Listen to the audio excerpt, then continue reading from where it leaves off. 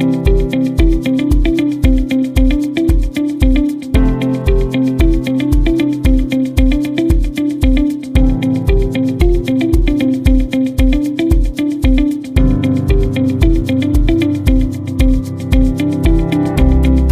nombre es Griselda Lobo Silva, senadora de la República por el partido Fuerza Alternativa Revolucionaria del Común, partido surgido de la firma de los acuerdos firmados en La Habana con el Estado colombiano.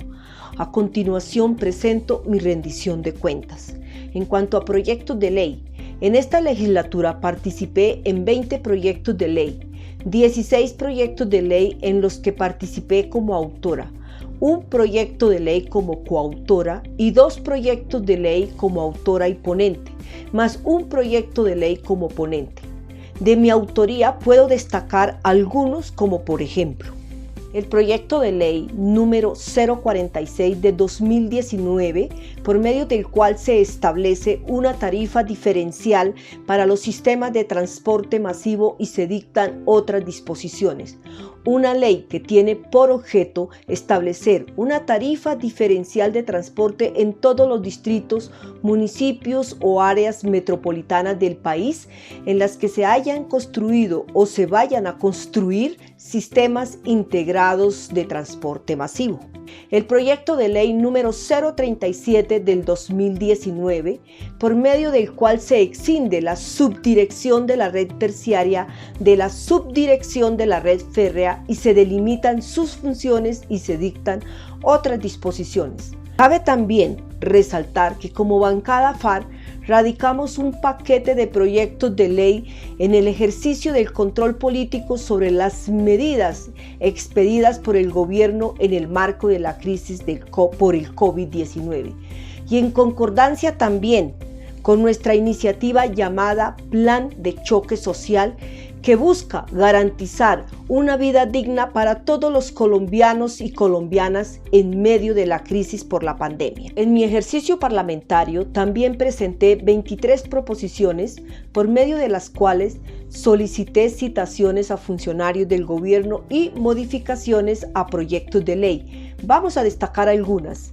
En Comisión Sexta, junto a todos sus integrantes, presentamos una proposición solicitando al Gobierno Nacional una ampliación a los beneficios y ayudas humanitarias concedidas a los adultos mayores con motivo de la cuarentena decretada por el gobierno en el marco del COVID-19. Presenté también en Comisión de Derechos Humanos una proposición en la que cité a audiencia pública sobre seguridad y protección a líderes, lideresas y firmantes de la paz durante el periodo de aislamiento. Citamos también en Comisión de Derechos Humanos una sesión virtual sobre el sistema carcelario y penitenciario en la contención y prevención del COVID-19. Asimismo, participé en 15 debates de plenaria en el Senado. Destacamos algunos. Debate de control políticos de la Amazonía, realizado el 17 de septiembre del 2019, donde realicé una intervención sobre el problema de la tierra y la tenencia de la misma, los despojos indiscriminados y la concentración de capital en manos de un pequeño grupo de personas de nuestro país. Debate de moción de censura al ministro de Defensa Guillermo Botero, en el que realicé una intervención sobre la violación de los principios constitucionales por parte de la fuerza pública y la violación permanente de los derechos humanos que se da en nuestro país. Por último, participamos en el debate de control político sobre supuestos incumplimientos de nuestro partido FARC a los acuerdos de paz. Allí, como vocera de mi partido, di a conocer la inconstitucionalidad del debate, ya que se busca seguir atacando el acuerdo de paz en medio de los incumplimientos por parte del Estado y del Gobierno Nacional. También cité 2 audiencias públicas virtuales en la Comisión de Derechos Humanos del Senado. La primera sobre la seguridad de líderes y lideresas sociales en el marco del periodo de aislamiento y la segunda sobre la grave situación en el departamento del Amazonas por el impacto de la emergencia sanitaria. Asimismo, realizamos una acción muy importante. Presentamos 250 derechos de petición solicitando información de fondo con el fin de hacer control y seguimiento a determinadas políticas públicas que en su mayoría se han presentado a municipios, PDET y departamentos, al Ministerio de Hacienda y Crédito Público, al Ministerio de Justicia, al Ministerio del Interior, al Ministerio del Medio Ambiente, a la Agencia de Renovación de Tierras y a la Presidencia de la República, entre otros. También dimos respuesta a 50 derechos de petición que han sido radicados y trasladados por la Secretaría del Senado.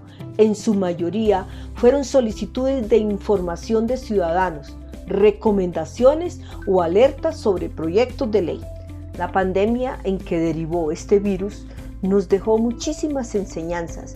Nos mostró, por ejemplo, los grandes problemas de la sociedad a nivel global, la crisis sanitaria y una crisis social sin precedentes que nos está llevando a una recesión proyectada como una de las más grandes de la historia.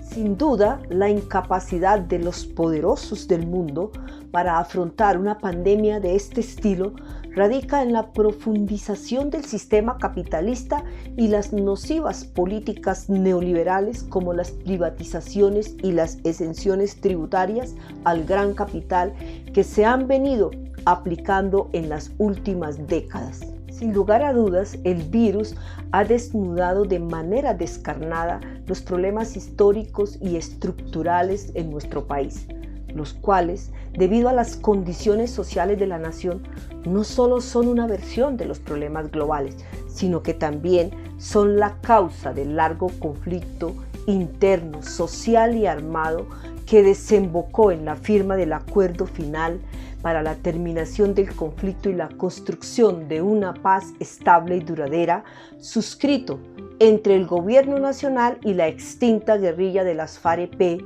el 24 de noviembre aquí en Bogotá, en el Teatro Colón. Esta crisis desafortunadamente le sirvió de salvavidas al actual mandatario, quien a punta de decretos está gobernando, sino que además impidió el desarrollo y la acción parlamentaria que permitiera ejercer el control político como norma constitucional a la andanada de decretos proferidos a la luz de la declaratoria de los 2 estados de excepción, negando nuestro derecho constitucional a ejercer el control político, un elemento fundamental en cualquier democracia. En medio de esta situación se legisló no como queríamos. A pesar de ello, se presentaron iniciativas tendientes a mejorar sobre todo las condiciones de los sectores más vulnerables y empobrecidos. Y es así como más de 50 senadores en representación de 9 partidos políticos radicamos un proyecto de ley de renta básica ya. No logró pasar el trámite de urgencia en el Congreso de la República porque no encontró voluntad política en algunos sectores del Senado que no tuvieron la capacidad de ponerse a la altura del momento histórico que lo exige nuestra nación. Nuestro compromiso es con la gente del común, por él trabajamos.